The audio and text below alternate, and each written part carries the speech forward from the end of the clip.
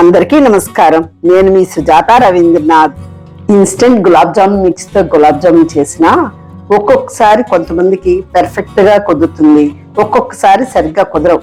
ఒక్కొక్కసారి ఏంటంటే బ్రేక్ అయిపోతూ ఉంటాయి, లేదు అంటే హార్డ్ అయిపోతూ ఉంటాయి.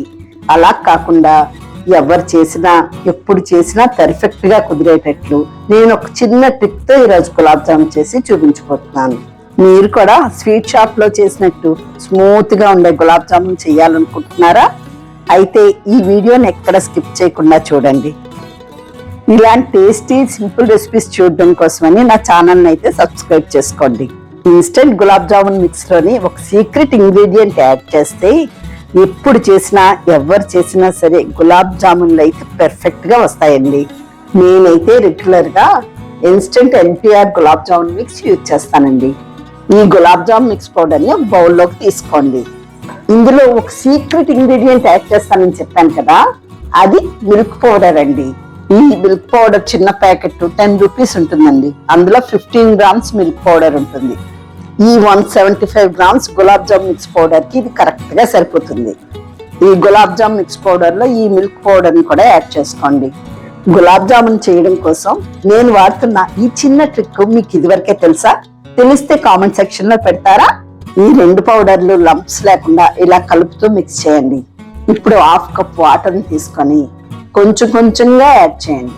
అంత వాటర్ ని మాత్రం ఒకేసారి యాడ్ చేసుకోకూడదండి, కొంచెం కొంచెంగా యాడ్ చేసుకోవాలి.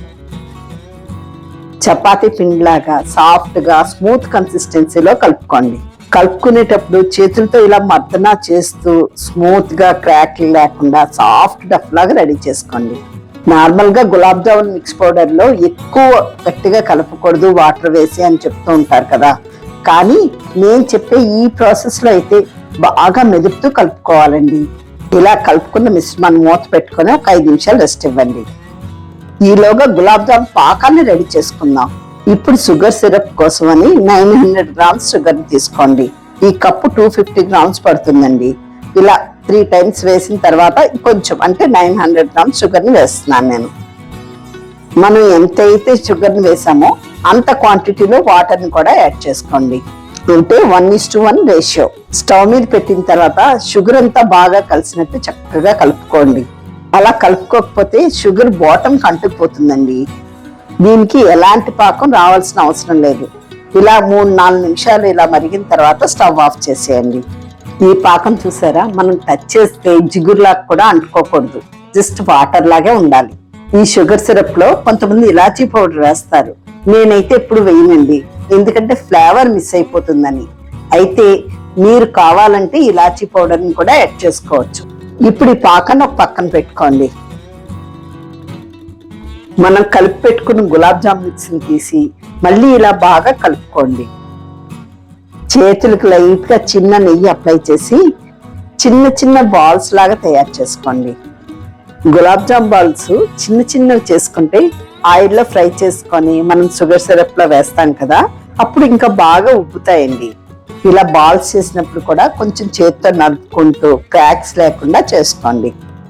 ఇలా గులాబ్ జామున్ బాల్స్ అన్ని రెడీ చేసుకున్నాం కదా, ఇప్పుడు స్టవ్ మీద ప్యాన్ పెట్టుకొని డీప్ ఫ్రైకి సరిపడా ఆయిల్ వేసుకోండి. ఆయిల్లో ఈ బాల్స్ మునిగినట్లుంటే చాలండి, మరీ ఎక్కువ ఆయిల్ అయితే వేయాల్సిన అవసరం లేదు. ఆయిల్ ని కూడా మరీ పొగలు వచ్చినట్టుగా ఎక్కువసేపు వేడి చేయకండి, కొంచెం ఇలా వేడైతే సరిపోతుంది. ఇందులో బాల్స్ ని ఒక్కొక్కటిగా వేసుకోండి. ఇలా చక్కగా కలుపుకుంటూ అన్ని వైపులా గోల్డెన్ బ్రౌన్ కలర్ వచ్చేంత వరకు ఫ్రై చేయండి. ఇలా గోల్డెన్ బ్రౌన్ కలర్ లోకి వచ్చిన తర్వాత చట్రంతో ఆయిల్ నుండి సెపరేట్ చేసి షుగర్ సిరప్ లో వేయండి. ఇలా నెక్స్ట్ బ్యాచ్ ని కూడా ఆయిల్లో వేసుకొని ఫ్రై చేసుకోండి. అలాగే ఆయిల్ కి బదులుగా మీరు కావాలంటే నేతిలో కూడా వేయించుకోవచ్చు. ఇలా గులాబ్ జామున్స్ వేయించినప్పుడు ఎప్పుడు కూడా ఫ్లేమ్ లో టు మీడియం లోనే ఉండాలండి, లేదంటే పైన కలర్ మారిపోతుంది, లోపల సరిగ్గా ఉడకదు. ఇవి కూడా ఇలా గోల్డెన్ బ్రౌన్ కలర్ లోకి వచ్చిన తర్వాత ఆయిల్ నుండి సెపరేట్ చేసి షుగర్ సిరప్ లో వేసుకోండి.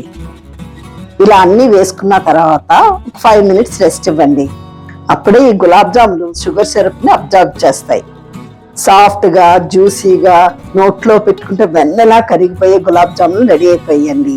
మీకు ఈ వీడియో నచ్చితే మీరు కూడా ట్రై చేసి మీకు ఎలా వచ్చాయో కామెంట్స్ లో చెప్తారా?